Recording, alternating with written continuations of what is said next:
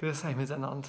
Heute bin ich im Stall, habe mich kurz mal abgekühlt, weil gerade habe ich ganz fest unseren Herrgott braucht. Und ich bin froh, dass ich gläubig bin und dass ich immer wieder auf ihn zählen kann. Und deswegen habe ich diesen Text gemacht. Lieber Herrgott, ich danke dir recht schön, dass du da bist, wenn man dich braucht. Lieber Herrgott, der Moment ist bei jedem Mal da, wenn er ans Leben einmal untertaucht. Ich danke dir schon im Voraus dafür, dass du eingreifst und auf mich schaust. Das Leben ohne Gott gibt's nicht für mich. Ich wünsche euch auch, dass ihr eurem Herrgott vertraut.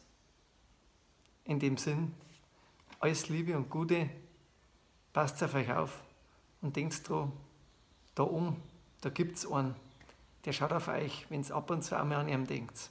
Pfiat euch.